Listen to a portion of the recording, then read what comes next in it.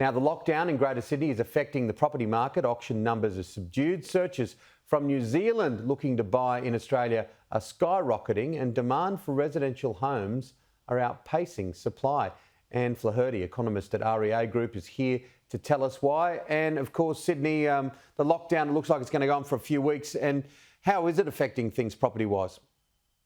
Look, what it's doing is a lot of people who would have otherwise brought their property to market to sell are delaying. Now, if Melbourne is anything to go by, while we will still see sales volumes remain relatively low until the completion of the Sydney lockdown, we will probably see a bit of a spike in the weeks following. So we've only got about half the number of auctions happening this weekend, for example, compared to what we normally see in Sydney, and half the level that we've got in Melbourne at the moment. It is winter as well, isn't it? And it's a time where we don't see anywhere near as much property on the market as other parts of the year. Typically, yes, that's true. But because of the lockdowns that we've been having in the country, what we're seeing is that even though winter's a little bit slower anyway, when these lockdowns finish, we do see, more properties come in a smaller amount of time. Okay, now how has demand for Australian property from overseas buyers been since the start of the year? As you say, New Zealand has really been the story over the last few months. Since the announcement of the Trans-Tasman bubble, which enables people to fly to and from New Zealand without quarantining, we've seen a massive spike in the number of New Zealanders looking to purchase Australian property. Now, maybe it's because it's winter, but New Zealanders are all about Queensland. The top three regions New Zealanders are searching for are the Gold Coast, the Sunshine Coast, and Brisbane. Where are offshore buyers looking to purchase? Yeah, so if we look about, it actually differs considerably by country.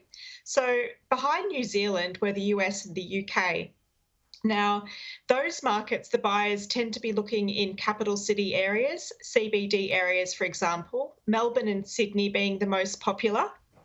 If we look at buyers from China, they're looking in markets where there's already a strong Chinese migrant presence. So, for example, Doncaster East in Victoria or Chatswood in Sydney have been really popular with those buyers. What about developers, Anne? What are you seeing trend-wise there?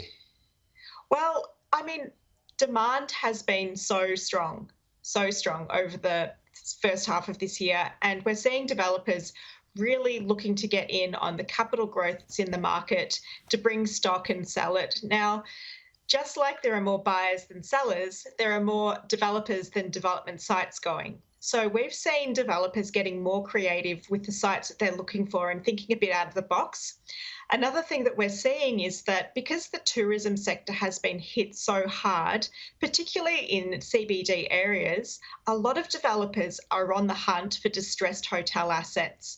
And we're seeing a lot of inquiry about hotels from developers who are looking to convert these into residential properties. Every time we hear a counter view or someone say, oh, this property market is going to go the other way, it's wrong every single time. The boom just keeps booming, so to speak, Anne. You're absolutely right. It's the question we get asked all the time is when are prices going to stop going up? And, it just, conditions at the moment have just been really pushing things up even higher. And once our international border reopens, it will be and migration resumes, it's going to be extremely interesting to see how that impacts prices as well. Even if other conditions in the market help to dampen prices a bit, there are other factors at play which could support continued price growth. And just quickly, you're starting to see, so it'll be a busy day in Melbourne today. Of course, we were here talking a few weeks ago, and you guys are in lockdown now. Sydney's in lockdown, but it'd be busy in Melbourne today. Oh, it definitely is busy in Melbourne today. As I said, Sydney's a slower market at the moment, obviously, because it's in lockdown, but we've got more than double the number of auctions happening in Melbourne this weekend. So another Super Saturday for us. So, it's exactly what we were talking about earlier. Even though in Melbourne it's winter now, because we did have that lockdown period, a lot of properties that would have sold perhaps a few weeks earlier are now coming to the market. Yeah, absolutely. We'll go out there and enjoy a bit of what Melbourne has to offer, all those wonderful restaurants and coffees, and you can do it. Thanks so much, Anne. Have a good weekend. You too.